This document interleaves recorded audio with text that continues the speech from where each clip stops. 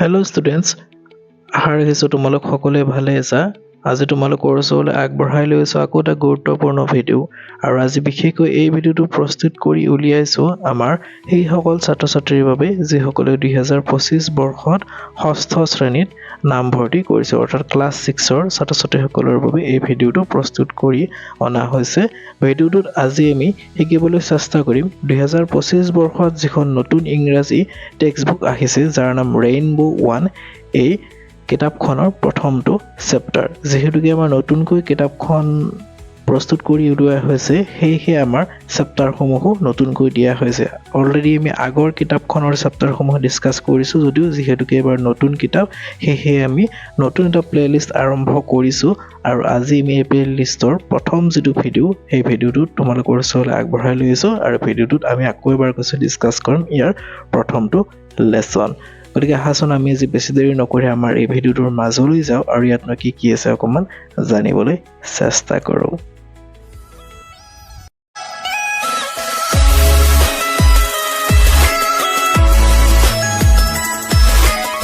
চ' আমাৰ যিটো first lesson আছে, এই লেচনটোৰ নাম হৈছে আফটাৰনুন অন এ হিল, অৰ্থাৎ এখন পাহাৰত এটা আবেলি। যিহেতুকে এইটো আমাৰ এটা কবিতা হয়, গতিকে এই ভিডিঅ'টোৰ জৰিয়তে আমি এই কবিতাটোৰ সাৰাংশটো কি, কবিতাটোৰ জৰিয়তে কি বুজাব বিচাৰিছে, কবিতাটো আমি ইয়াত ভালদৰে পাঠ কৰিম আৰু ইয়াৰ পৰা জানিবলগীয়া কথাখিনিৰ লগতে ইয়াত আগতীয়াকৈ কোনখিনি কথা দিয়া আছে সেইখিনি যে এই ভিডিঅ'টোৰ জৰিয়তে জানিবলৈ চেষ্টা কৰিম। আৰু ইয়াৰ যিটো পৰৱৰ্তী ভিডিঅ' আহিব, অৰ্থাৎ নেক্সট ভিডিঅ' আহিব এইটো চেপ্টাৰৰে, তাত আমি ইয়াত থকা কুৱেশ্যনৰ এনচাৰসমূহ ডিছকাছ কৰিবলৈ চেষ্টা কৰিম। গতিকে আজি আমাৰ ইয়াৰ যিটো প্ৰথম ভিডিঅ', তাত আমি কবিতাটোৰ বিষয়ে আৰু ইয়াৰ আগতীয়াকৈ কোনখিনি কথা আছে সেইখিনি জানিবলৈ চেষ্টা কৰোঁ আহাচোন।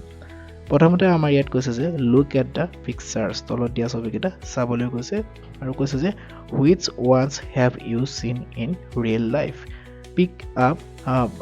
পাৰ্ট এ টিক, মানে অৰ্থাৎ ৰাইট টিক দিব কৈছে ইয়াত ইন দ্য চাৰ্কল। ইয়াত যিবোৰ আমাৰ চাৰ্কল আছে তাত ৰাইট চিন দিব কৈছে, যিকেইটা তুমি মানে সচৰাচৰ ৰিয়েল লাইফত দেখিছা। চ' ইয়াত আমাৰ যদি আমি অসমৰ মানে কি কনটেক্সত ক'বলৈ যাওঁ, তেনেহ'লে আমি কোনকেইটা দেখিছোঁ সেইকেইটা ক'ব পাৰিম। আৰু কিছুমান ষ্টুডেণ্টে হয়তো ভ্ৰমণৰ জৰিয়তে এইবোৰ ৰিয়েল লাইফত দেখিব পাৰে। আমাৰ অসমৰ কথা ক'বলৈ গ'লে আমাৰ অসমৰ কাষত বা অসমত সাগৰ নাই, গতিকে আমি এইটো কাটা চিন দিব লাগিব। আৰু যদি কোনোবাই দেখিছে তেনেহ'লে সেইটো ৰাইট চিন দিব লাগিব। আৰু এটা চি বুলি কৈছে, ঠিক তেনেকৈ হিল মানে হ'ল আমাৰ পাহাৰ। অসমত যথেষ্ট সংখ্যক পাহাৰ আছে, গতিকে প্ৰায় সকলোৱে পাহাৰ দেখিছে, গতিকে এইটো ৰাইট চিন দিব পাৰিব। নেক্সট আমাৰ অসমত কোনো ধৰণৰ ডেজাৰ্ট নাই, ডেজাৰ্ট মানে হ'ল আমাৰ মৰুভূমি। চ' যদি কোনোবাই মৰুভূমি দেখিছে, ক'ৰবাত ফুৰিবলৈ গৈছে দেখিছে, ৰাজস্থানৰ ফালে গৈছে, তেনেহ'লে ইয়াত ৰাইট চিন দিব পাৰিব। আৰু যদি দেখা নাই তেনেহ'লে ইয়াত কি কৰিব লাগিব, আমাৰ কাটা চিন দিব লাগিব। নেক্সট আছে ৰিভাৰ আমাৰ অসমৰ চাৰিওফালে আছে, যেনেকৈ আমাৰ ব্ৰহ্মপুত্ৰ অসমৰ এটা ডাঙৰ ৰিভাৰ, বৰাক এটা ডাঙৰ ৰিভাৰ, আৰু অন্যান্য সৰু সুৰা বিভিন্ন ধৰণৰ নৈ উপনৈ আছে। চ' ইয়াত প্ৰায় সকলোৱে ৰাইট চিন দিব পাৰিব। নেক্সট আহিলে আৰু দুটা আছে ক্লাউড। এতিয়া ক্লাউডৰ কথাটো হ'ল কি, এইটো আকাশত থাকে, যিহেতুকে আকাশত থাকে আমি পৃথিৱীৰ যিকোনো ঠাইৰ পৰা আমি দেখিবলৈ পাওঁ, গতিকে এইটো সকলোৱে ৰাইট চিন দিব পাৰিব। ঠিক তেনেকৈ এইবাৰ ক্লিফ আছে। ক্লিফটো এতিয়া কি বস্তু, এইটো জেনেৰেলি কি হয়, আমাৰ সাগৰ মহাসাগৰৰ পাৰতে দেখিবলৈ পোৱা যায়, ডাঙৰ ডাঙৰ শিলৰ টুকুৰা, পাহাৰৰ দৰে দেখি। আচলতে ক্লিফ মানে পাহাৰ নহয়, কিন্তু এটা শিলৰ টুকুৰা হয়, বহুত উচ্চ ওখ থিয়, এনেকুৱা ধৰণৰ যিটো ছবিত দেখুওৱা আছে এনেকুৱা ধৰণে কোৱা হয় ক্লিফ। চ' এইটো যদি ওচৰত সাগৰ থাকে তেতিয়াহে দেখিবলৈ পোৱা যায়, অথচ ইয়াক মানে দেখিবলৈ খুবেই টান। তথাপিও যদি কোনোবাই দেখিছে ৰাইট চিন দিব, নহ'লে এইটো কাটা চিন দিব। এতিয়া কৈছে যে নাও talk about Euro experience with Euro partner. এতিয়া তোমাৰ কাষত বহা যিজন ষ্টুডেণ্ট আছে তেওঁৰ লগত ইয়াৰ বিষয়ে অলপ আলোচনা কৰিব দিছে, যাৰ পৰা তোমালোকৰ মনত কৌতূহল জাগিব পাৰে, ইয়াৰ বিষয়ে জানিবলৈ ইচ্ছা হ'ব। যদি কোনোবাই দেখিছে কোনোবাই দেখা নাই তেনেহ'লে সেইখিনি কথা শ্বেয়াৰ কৰিব কৈছে। চ' এইখিনি যে আমাৰ পাঠটোৰ আৰম্ভণিতে। এতিয়া নেক্সট আমাৰ এই যিটো পাঠত নেক্সট যিটো পেজ আছে তাত কি আছে আমি এইখিনি চাম। চ' এইটো কবিতা, এই কবিতাটো আমাৰ ইয়াত এনেকুৱা ধৰণে ধুনীয়াকৈ আমাৰ ছবিৰ জৰিয়তে দেখুওৱা হৈছে, লগতে কবিতাটোৰ বিষয়ে কিছু কথা আছে, ইয়াত মানে লিখকৰ বিষয়ে কিছু কথা আছে, আৰু লগতে আমাৰ এইখিনি আছে। চ' এতিয়া আমি কবিতাটোত ইয়াত কৈছে নহয়, let's recite a poem about the poet's visit to a hill on an afternoon. অৰ্থাৎ কৈছে যে আমাৰ কবিয়ে যি এই কবিতাটো লিখিছে, তেওঁ এদিন আবেলি, আফটাৰনুন মানে আবেলি, তেওঁ ফুৰিবলৈ গৈছে এখন পাহাৰলৈ, আৰু সেই পাহাৰখনত গৈ তেওঁ এই কবিতাটো লিখিছে বুলি আমি ক'ব লাগিব, বা তেওঁৰ মনৰ অনুভৱখিনি প্ৰকাশ কৰিছে এই কবিতাটোৰ জৰিয়তে। চ' এতিয়া আমি কবিতাটো এবাৰ আমি ধুনীয়াকৈ ইয়াত ৰিচাইট কৰিম ৰিচাইট মানে কি কয় আবৃত্তি কৰা বুলি কয় নহয় আবৃত্তি কৰিম তাৰপিছত আমি ইয়াৰ সাৰাংশটো জানিবলৈ চেষ্টা কৰিম সো ইয়াত পিকচাৰটো মই ধুনীয়াকৈ আৰু ভালদৰে বনাইছোঁ ইয়াত যেনেকুৱা ধৰণে আছে তাতকৈ ধুনীয়াকৈ মই কমপ্লিট চিত্ৰটো বনাইছোঁ 6 মিটাৰ পৰা পঢ়িবলৈ চেষ্টা কৰোঁ আহা এইটো আমাৰ ইয়াত কমপ্লিট ছবি ইয়াত আমাৰ নদীটো গোটেইখিনি ছবি ভালদৰে দিয়া আছে কবিতাটোৰ সো এতিয়া আমি কবিতাটো ইয়াত ৰিচাইট কৰিম অৰ্থাৎ আবৃত্তি কৰিম ইংৰাজীত তোমালোকে ভালদৰে শুনি যাবা তাৰপিছত তোমালোকেও মোৰ পিছে পিছে ভিডিঅ'টো চাই প্ৰেক্টিছ কৰিব পাৰিবা তোমালোকে বাৰ চাইও ইয়াত প্ৰেক্টিছ কৰিব পাৰিবা সো যেটো আমাৰ কবিতাটোৰ টাইটেল আছে টাইটেল হ'ল আফটাৰনুন অন এ হিল অৰ্থাৎ এটা আবেলি এখন পাহাৰত সো এতিয়া কবিতাটোত কি আছে কৈছে যে I will be the gladdest thing under the sun. I will touch 100 flowers and not pick one. I will look at cliffs and clouds with quiet eyes, watch the wind blow down the grass and the grass rise. And when lights began to show up from the town, I will mark which must be mine and then start down. আৰু এই কবিতাটোৰ কবি হৈছে Aden Saint Vincent মিলে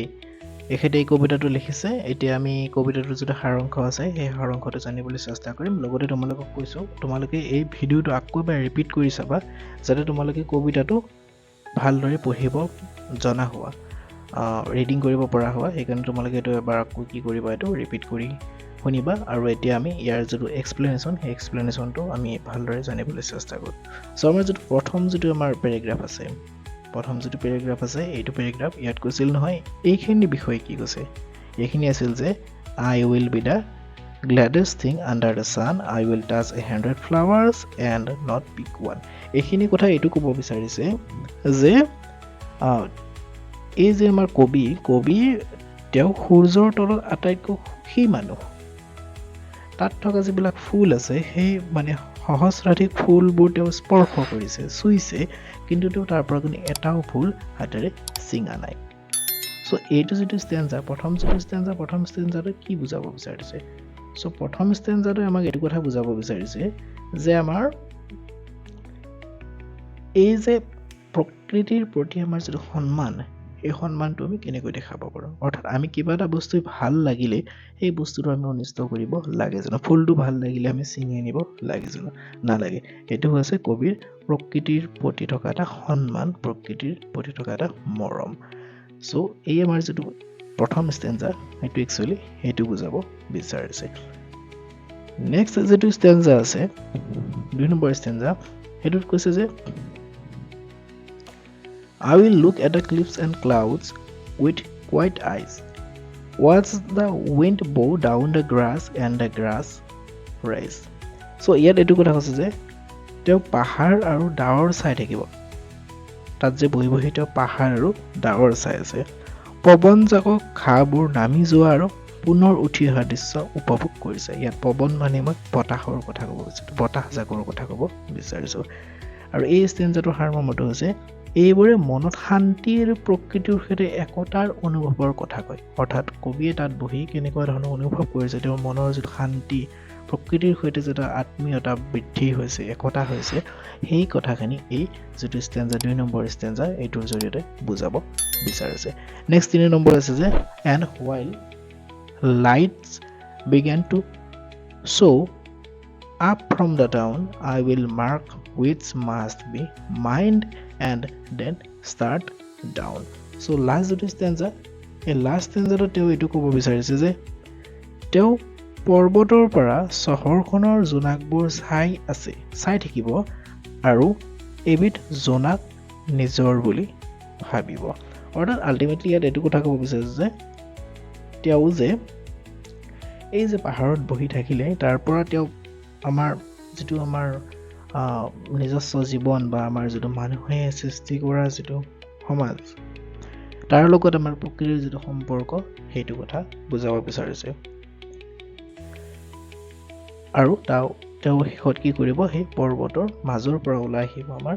মানুহৰ অঞ্চললৈ আমাৰ মানৱ সৃষ্ট অঞ্চললৈ চ' লাষ্টত এই পেৰাগ্ৰাফটো এইটো ক'ব বিচাৰিছোঁ যে তেওঁ ওপৰৰ পৰা চাই আছেতো এটা সময়ত কি কৰিব লাগে তেওঁ তাৰ পৰা ওলাই আহিব আৰু সেই তলৰ মানৱ সৃষ্ট অঞ্চলটো যিহেতুকে এটা কথা কৈছে যে when light began to show up from the town অৰ্থাৎ যেতিয়া আমাৰ টাউনখনৰ পৰা লাইট দেখা পোৱা যাব অৰ্থাৎ তেওঁ কি কৰিব আমাৰ মানৱ সমাজখনে তেওঁ আচলতে মাতিব যিহেতুকে এটা আবেলি বহি আছে গতিকে ৰাতি বুজাইছে কিন্তু ইয়াৰ অৰ্থটো এইটোৱে যে আমাৰ প্ৰকৃতিৰ পৰা তেওঁক মানৱ সমাজখনেও মাতিছে বিচাৰিছে পোহৰ বিচাৰি তেওঁ কি কৰিছে মানৱ সমাজলৈ ঘূৰি যাব তেওঁ বহি আছিলে প্ৰকৃতিৰ মানে উপভোগ কৰি আছিলে প্ৰকৃতিৰ লগত মিলি আছিলে আৰু এটা সময়ত তেওঁ উভতি আহিছে চ' আল্টিমেটলি এই যিটো কবিতা এই কবিতাটো আমাক এইটোৱে শিকায় যে জীৱনত ক্ষুদ্ৰ ক্ষুদ্ৰ বস্তুবোৰৰ মাজতো সুখ বিচাৰি পাব পাৰি প্ৰকৃতিৰ লগত সময় কটাই হৃদয়ত শান্তি আনিব পাৰি এইখিনি কথাই আমাৰ এই কবিতাটোৰ জৰিয়তে বুজাব বিচাৰিছে আৰু আশা কৰিম তোমালোকে এই কবিতাটোত বুজোৱা কথাখিনি ভালদৰে বুজি পাবা আৰু তোমালোকেও নিজকে প্ৰকৃতিৰ লগত মিলাই ৰাখিবলৈ চেষ্টা কৰিবা যদি সেই ভিডিঅ'টো চাই ভাল লাগিল তেনেহ'লে তোমালোকে এবাৰ ভিডিঅ'টো লাইক কৰি দিবা আৰু লগৰীয়াসমূহৰ লগতে শ্বেয়াৰ কৰি দিবলৈ নাপাহৰিবা আমি ইয়াৰ যিটো পৰৱৰ্তী ভিডিঅ' আহিব সেই পৰৱৰ্তী ভিডিঅ'টোত এই চেপ্টাৰটোত যিখিনি কুৱেশ্যন আছিল সেই কুৱেশ্যনখিনি ইয়াত ডিছকাছ কৰিবলৈ চেষ্টা কৰিম লগতে ইয়াত কেইটামান আমাৰ অৰ্থ দিছে মই অৰ্থকেইটা এবাৰ কৈ দিছোঁ তাৰপিছত আমি ভিডিঅ'টো সমাপ্ত কৰিম ইয়াত আছে যে গ্লেডেছ মানে হেপিয়েষ্ট আটাইতকৈ সুখী ক্লিফ মানে কৈছে যে high areas of rocks with a very steep side অফ ফেণ্ট at the edge of the sea or ocean অৰ্থাৎ সাগৰ মহাসাগৰৰ পাৰত দেখা পোৱা ডাঙৰ ওখ শিলক বুজাই আমাৰ ক্লিফ মানে এইটো মই অলৰেডি বুজাইছোঁ আৰু মাৰ্ক মানে কৈছে to show' the position of something আমাৰ যিটো মাৰ্ক কৰা হয় অৰ্থাৎ যেনেকৈ ইয়াত মই মাৰ্ক কৰিছোঁ এই বস্তু মাৰ্ক কৰিছোঁ অৰ্থাৎ কিবা এটা বস্তু আমি বুজাবলৈ দেখাবলৈ যিটো কোৱা হয় তাকে মাৰ্ক কৰা বুলি কয় চ' এইখিনি আছিল আমাৰ কবিতাটো আশা কৰিম তোমালোকে ভিডিঅ'টো চাই ভাল পালে ধন্যবাদ